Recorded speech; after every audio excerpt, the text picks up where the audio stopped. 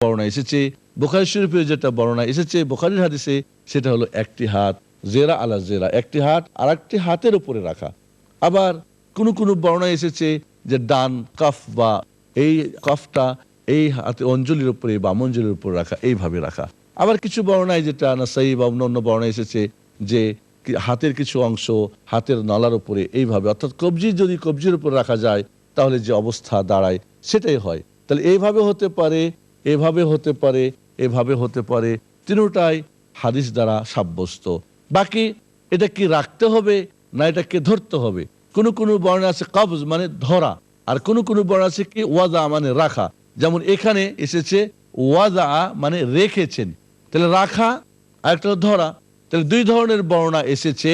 তাহলে আপনি এইভাবে রাখতে পারেন, এইভাবে রেখে হতে পারে, অথবা আপনি এটাকে ধরতে পারেন, এইভাবে ধরা হতে পারে, এইভাবে ধরা হতে পারে, এইভাবে ধরা হতে পারে। তাহলে একটা হলো ধরে নেওয়া, আর একটা হলো রেখে দেওয়া। দুই ধরনেরই, কোন সময় এটা, কোন সময় ওটা, কোন সময় এটা, কোন সময় এটা, কোন সময় এটা, যে কোনোটা আপনি সুন্নাত যেহেতু একাধিকভাবে প্রমাণিত হয়েছে, ঠিক আপনি আমল করতে পারেন। এরপরে হাদিস, ওয়ান উবাদাহ ইবনে সামিত রাদিয়াল্লাহু তাআলা আনহু قال قال رسول الله صلى الله عليه وسلم لا صلاة لمن لم يقرأ بأم القرآن متفق عليه। উবাদাহ ইবনে সামিত রাদিয়াল্লাহু তাআলা আনহু থেকে বর্ণিত, তিনি বলেন রাসূলুল্লাহ সাল্লাল্লাহু আলাইহি সাল্লাম বলেছেন, লা সালাহ, কোনো সালাত হতে পারে না, কোনো নামাজ হতে পারে না, লিমান লাম ইয়াকরা বি উম্মিল কোরআন, যে ব্যক্তি উম্মুল কোরআন অর্থাৎ সূরা ফাতিহা পড়বে না তার সালাতেই হবে না। ইমাম বুখারী এবং ইমাম মুসলিম এই হাদিসটিকে বর্ণনা করেছেন।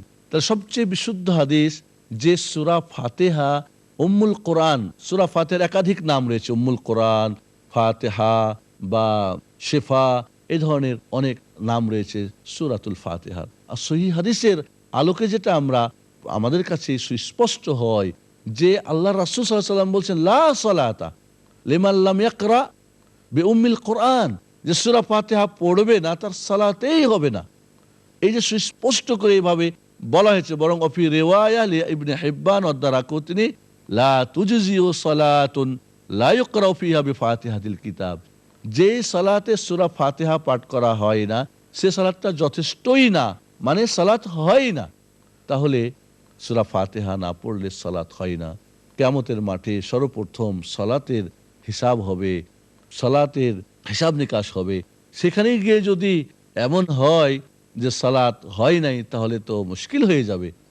সূরা ফাতিহা পড়তে হবে সর্ব অবস্থায়। সূরা ফাতিহা সালাতের রুকুন, ফরজ। আর ফরজ যদি কেউ ত্যাগ করে তাহলে সে সালাত হয় না, এই কথাটা আমাদেরকে জানতে হবে। অন্য বর্ণনা আছে কি খিদাজ ফাইয়া খিদাজ ফাইয়া খিদাজ, যে সালাতে সূরা ফাতিহা পড়া হয় না সেটা কি খিদাজ, অপরিপূর্ণ অপরিপূর্ণ অপরিপূর্ণ। এজন্যে আমরা বলবো যে সূরা ফাতিহা পড়ে নয় উত্তম, কারণ সূরা ফাতিহা পড়তে হবে যে বিষয়ে যত বিশুদ্ধ এবং শক্ত হাদিস রয়েছে, পড়তে হবে না বা প্রয়োজন নেই সে ব্যাপারের হাদিসগুলি যদি আমরা তুলনা করে দেখি, এটাকে কম্পেয়ার করে দেখি, তাহলে দেখব যে এই হাদিসগুলি পড়ার পক্ষের হাদিসগুলি অত্যন্ত বিশুদ্ধ এবং এর অর্থ এবং তাৎপর্য অনেক পড়ার ব্যাপারে অনেক তাগিদ করা হয়েছে। হাদিসের আলোকে যদি আমরা রাসূল সাল্লাল্লাহু আলাইহি ওয়াসাল্লামের আমরা সালাত আদায় করতে চাই তাহলে সূরা ফাতিহা পড়া এটা একান্ত আমাদের জরুরি। এই জন্য সূরা ফাতিহাকে সালাতের রুকুন বলা হয়েছে, এটা আমাদেরকে খেয়াল রাখতে হবে। ওয়াফি উখরা লি আহমদ ওয়া আবি দাউদ ওয়া তিরমিজি ওয়া ইবনে হিব্বান লাআল্লাকুম তাকরাউনা খালফা ইমামিকুম, অন্য বর্ণনায় আছে আহমদ, আবু দাউদ, তিরমিজি, ইবনে হিব্বানের, আল্লাহ নবী বললেন লাআল্লাকুম তাকরাউন খালফা ইমামিকুম, সম্ভবত তোমরা ইমামের পিছনে কিছু পড়ো। কল্লা নাম, রাসূলুল্লাহ সাল্লাল্লাহু আলাইহি ওয়াসাল্লাম বললেন সাহাবায়ে কেরামকে যে তোমরা আমাদের পিছনেই বুঝি কিছু পড়ো তোমরা? সাহাবায়ে কেরাম বললেন যে হ্যাঁ আমরা তো পড়ি। ক্বালা লা তাফআলু ইল্লা বিফাতিহাতিল কিতাব, আল্লাহর নবী আলাইহিস সালাতু ওয়াস সালাম বললেন ফাতিহাতুল কিতাব, সূরা ফাতিহা ব্যতিরেকে অন্য কিছু আর পড়বে না।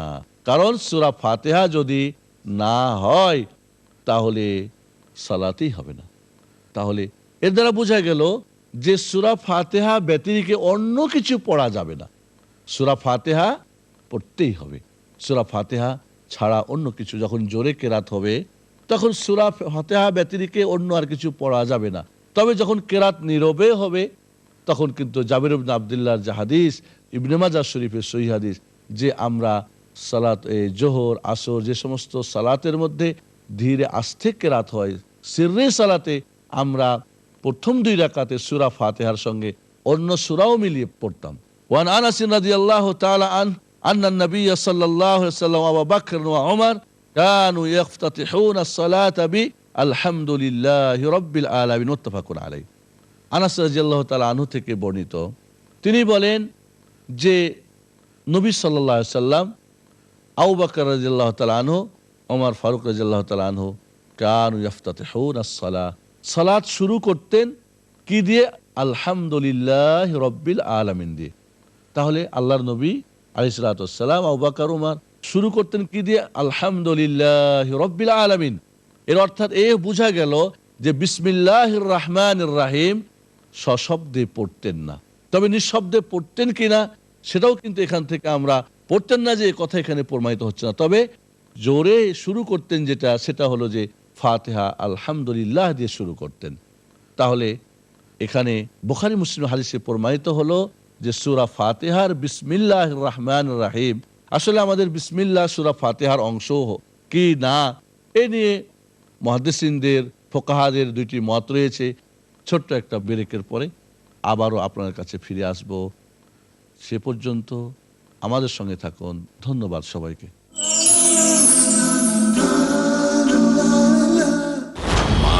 সত্যিকার যদি আল্লাহ নবী সাল্লাল্লাহু আলাইহি ওয়াসাল্লামকে ভালোবাসতে চাই, তাহলে উনি যে দিন নিয়ে আসছেন সেই দিনটা আমাদেরকে মানতে হবে। প্রমাণ আকিমুস সালাত, তোমরা সালাত কায়েম করো। আখতার মাদানী। দুনিয়ার কোনো অন্যান্য জিনিস যেন আল্লাহ নবী সাল্লাল্লাহু আলাইহি ওয়াসাল্লামের আদর্শ মানতে গিয়ে বাধা না হয়ে যায়। সম্পূর্ণ সম্মান। তাহলে আল্লাহ নবী সাল্লাল্লাহু আলাইহি ওয়াসাল্লাম যে আদর্শ নিয়ে আসছেন, যে দিন নিয়ে আসছেন, তাহলে সেই দিনকে আমাদেরকে তাসদিক, সত্য বলে মানতে হবে। শুধু তৌহিদের রশিকে মজবুত করে ধরাই হলো। দেখুন আল্লাহ ও রসুল সাল্লাল্লাহু আলাইহি ওয়াসাল্লামের প্রেম। কাল রাত 11:30 বাংলাদেশে ও রাত 11টায় ভারতে, পিস টিভি বাংলায়।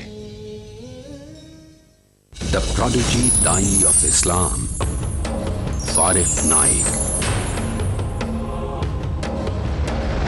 I challenge any human being to point out a single fundamental of Islam. The illustrious son of the world-famous orator of Islam, Dr. Zakir Naik. Ekam Braham Dutya Naste. भगवान एक ही है, दूसरा नहीं है, नहीं है, नहीं है, जरा भी नहीं है. Motivating towards the true path. No Muslim is a Muslim if he does not believe in Jesus Christ, peace be upon him. Science without religion is lame, and religion without science is blind. With his thrilling words and inspirational temperament. Demanding dowry from the would-be bride is completely prohibited in Islam. Prophet Muhammad, peace be upon him, the one endowed with knowledge and wisdom. I am proud to be a fundamentalist Muslim. দেখুন কিশোর তারকা, পরবর্তী অনুষ্ঠান piece TV বাংলায়। আসসালামু আলাইকুম ওয়া রাহমাতুল্লাহি ওয়া বারাকাতুহু। আমরা বিরতির আগে আলোচনা করতেছিলাম সূরা ফাতিহা পড়তে হবে সর্ব অবস্থায়। সূরা ফাতিহা সালাতের রুকুন, ফরজ।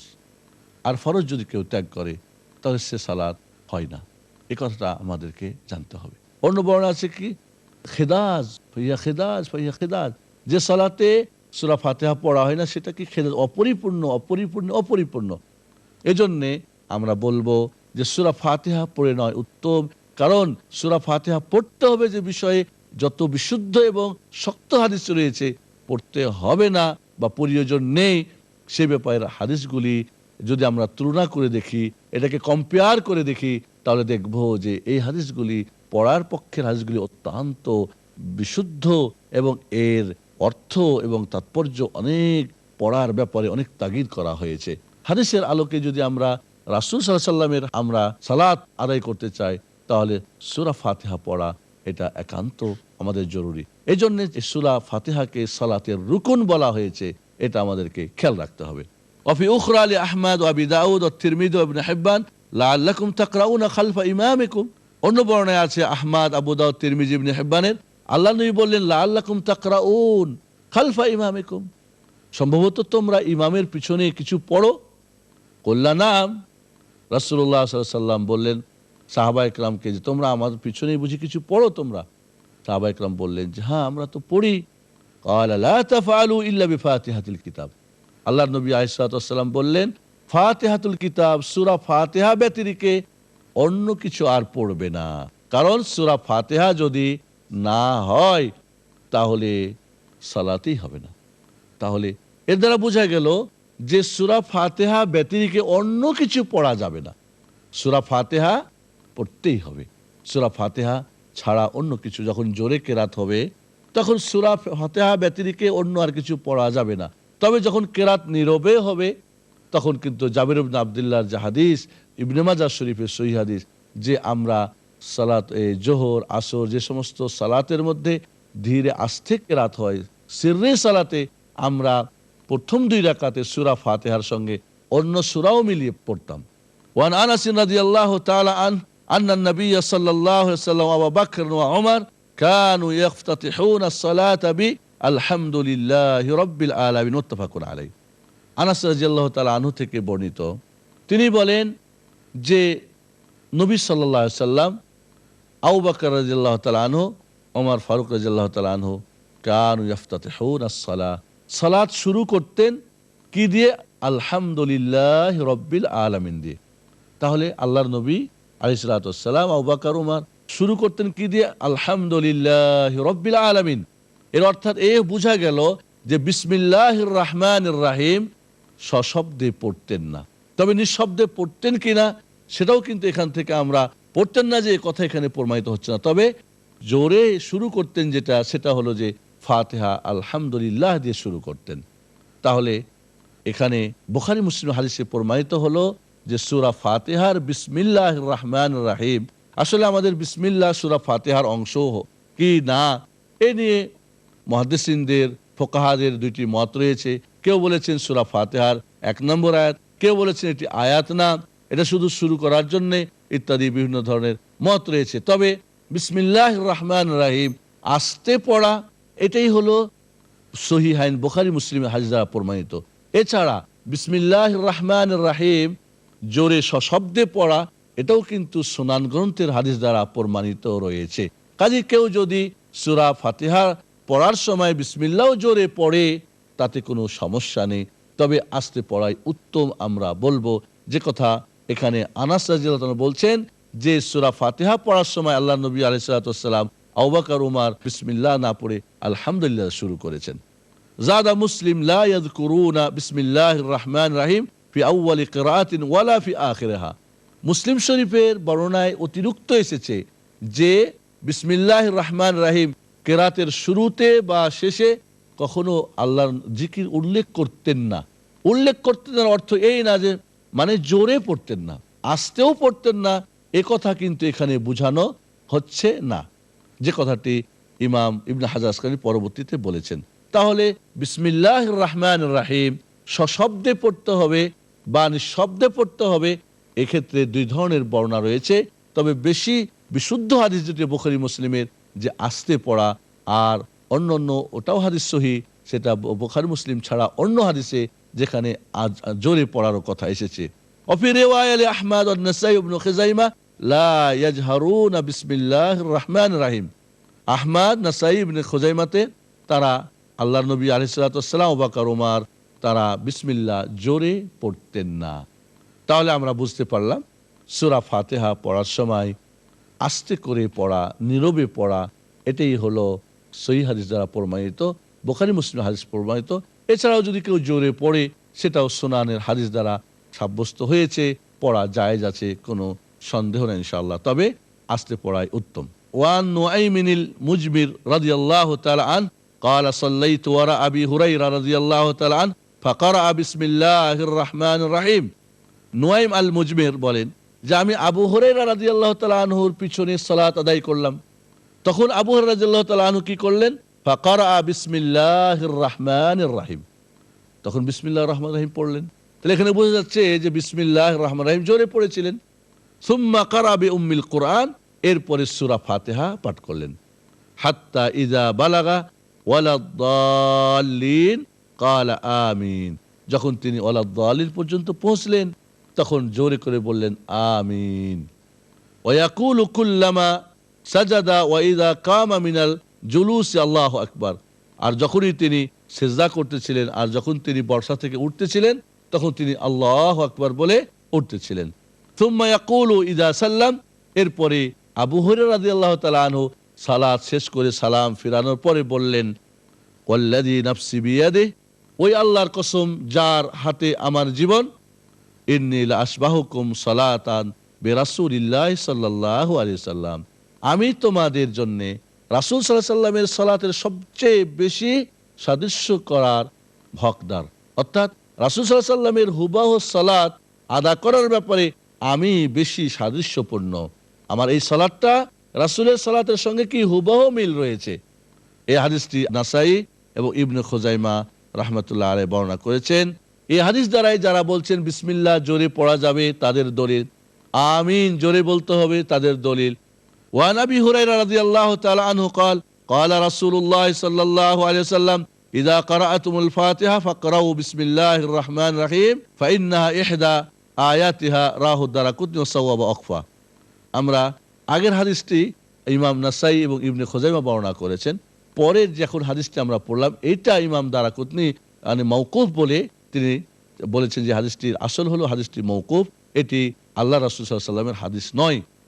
এই হাদিসে আবু হুরায়রা রাদিয়াল্লাহু তাআলা থেকে বর্ণিত, তিনি বলেন রাসূলুল্লাহ সাল্লাল্লাহু আলাইহি ওয়াসাল্লাম বলেছেন ইযা কারাআতুমুল ফাতিহা ফাকরাউ, যখন তোমরা সূরা ফাতিহা পাঠ করবে তখন তোমরা পাঠ করবে বিসমিল্লাহির রহমানির রহিম।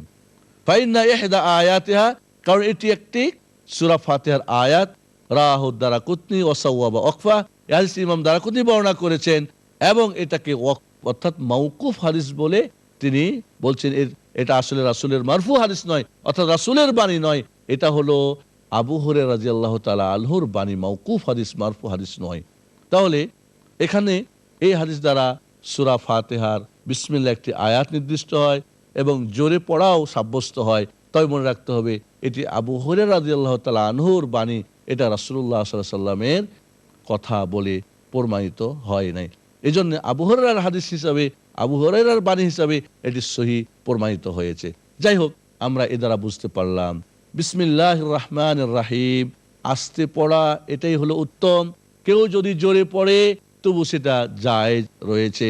এই নিয়ে কোনো আপোষের মধ্যে কোনো ঝগড়া বিবাদ বা আপোষের মধ্যে এই নিয়ে এটা করতে হবে ওটা করতে হবে, আবার এই বিসমিল্লাহ পড়া জোরে আর আস্তে পড়া নিয়ে আবার দুই দল হয়ে যাবে, এটা কিন্তু শরীয়তে কোনোভাবেই বৈধ নয়। এই নিয়ে কোনো বিবাদ করাও শরীয়তে মুহাম্মদীতে জায়েজ নেই। ওয়ানহু قال كان رسول الله صلى الله عليه وسلم إذا فرغ من قراءة أم القرآن رفع صوته وقال آمين। আবু হুরায়রা রাদিয়াল্লাহু তাআলা থেকে বর্ণিত হয়েছে যে রাসূলুল্লাহ সাল্লাল্লাহু আলাইহি ওয়াসাল্লাম যখন সূরা ফাতিহা পড়া শেষ করতেন তখন তিনি শব্দ উঁচু করে বলতেন আমিন। সূরা ফাতিহা পড়ার শেষে সশব্দে আমিন বলতেন। রাহু দারাকুতনি ও হাসানা, ইমাম দারাকুতনি হাদিসটি বর্ণনা করে হাসান বলেছেন। ওয়াল হাকিম ওয়া সাহা, ইমাম হাকিম বর্ণনা করে হাদিসটিকে সহিহ বলেছেন।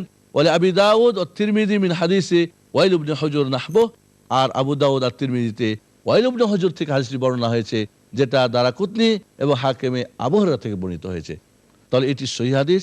এর দ্বারা প্রমাণিত হলো যে আমিন সশব্দে উঁচু করে বলতে হবে, তবে অতিরিক্ত চিল্লিয়ে কিন্তু বলা ঠিক হবে না। এছাড়া আস্তে আমিন বলার পক্ষেও কিছু দলিল এসেছে, কিছু হাদিস এসেছে, কিন্তু মুহাদ্দিসিনদের নিকটে আস্তে আমিন বলার হাদিসগুলি অত্যন্ত দুর্বল।